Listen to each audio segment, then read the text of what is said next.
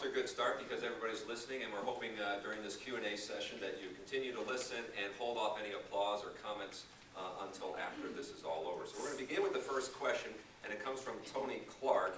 He is the Sergeant at Arms and President. Tony. Yeah, Tony Larkey, Sergeant. Oh, sorry, I said Larkey. Yeah. Sergeant at Arms for the Mount Falls Rotary Club, also the President-elect, coming up soon. It's a good question. Considering all of your opponents' claims in their campaigns, please address the one or two that are most inaccurate. My opponent said that my recall is not about my decision, my vote for Act 10 and collective bargaining, and to me that was the reason why the petitions were circulated and the reason we're having this recall. Now she has changed. You know why? Because Act 10 is working.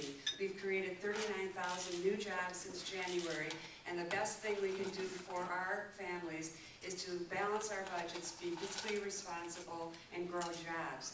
The next biggest lie that I would say is they've put off the topic to growing the economy, living within your means, getting control of spending. Debt and deficit was which was the reason we had our last election, and we flipped both houses. They've switched it to Medicare. And Sandy, I don't know if you know, but we're not running for Congress. We're running for I'm trying to keep my Senate seat, and we have nothing to do with Medicare. And this is a scare tactic to try to fool seniors into believing that I'm interested in taking away their health care, which is a lie. I worked really hard to preserve senior care. I worked really hard to make sure we had a property tax freeze for our seniors. I worked really hard to make sure we did not increase taxes as Sandy and Governor Doyle did during a recession, which was a job killer, and very, very hard for our seniors and anybody on fixed income. And so those lies and distortions are really a problem, but the real problem is they're saying, no, it's not about collective bargaining, it's not about Act 10, it's about other things. And I think that's really unfair to the people who signed the recall petitions. It's unfair for those who wonder, what is this election about? I'm doing what I was elected to do, got control of spending, debt, and deficit, balance a $3.6 billion deficit that we inherited from Sandy and Governor Doyle, and we did it without raising taxes. All right, and then Representative Pasch, you'll get a minute to respond to what you said, and then you'll get an additional 2 minutes to answer that question as well.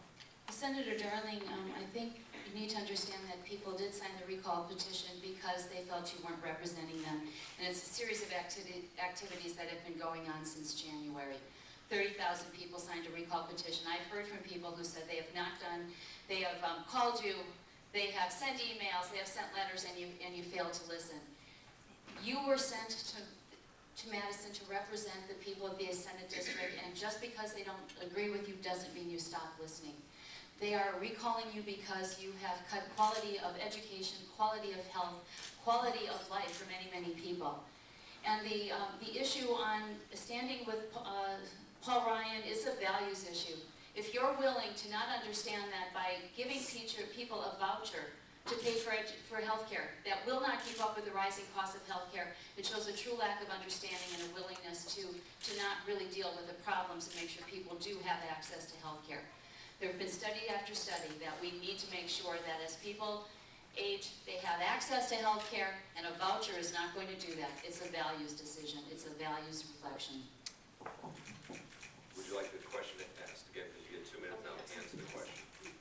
Question, yeah. Would you like it? Yes. Tony?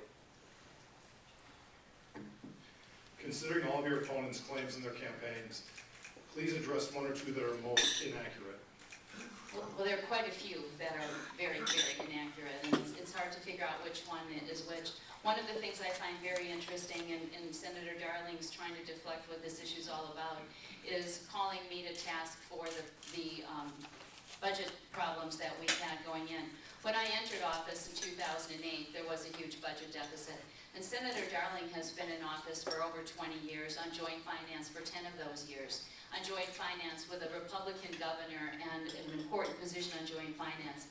Yet when Governor Doyle became governor, there was already almost a $3 billion deficit. So for her to blame me for The global recession that we have right now is incredibly disingenuous. To talk about keeping a line on taxes and spending, Senator Darling increased spending by $1 billion in this budget and increased taxes on people.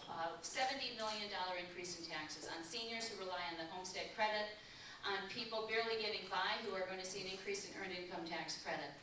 We have seen, again, increases in spending. We have seen misplaced priorities. If the situation is that our state is broke, you don't open a tax loophole. People want accountability for where their tax dollars go.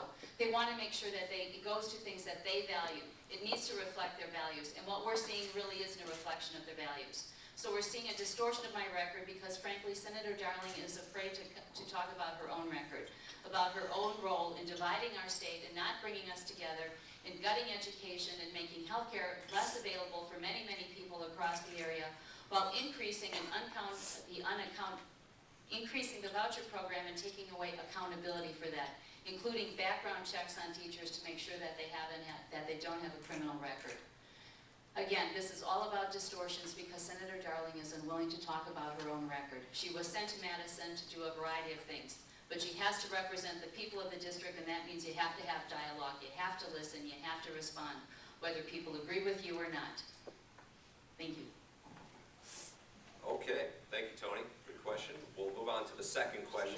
Well, Oh, sorry, you're right. Thank you. these rules are very complicated. But thank you for the minute. I really want to react. I mentioned in my opening remarks that I was elected to get control of spending, debt, and deficit, and to put the state on the right track by balancing the budget without raising taxes. The elections in 10 demanded that. We flipped the Senate, the Assembly, and a new governor. So I did listen, and I accomplished what we're doing. In fact, this is the first time in 14 years that we as a state are in the black. And if you look around the country and the federal government, they're saying, look at Wisconsin. They made the tough decisions. They balanced their budget without raising taxes. They made tough decisions, and they didn't worry about the next election.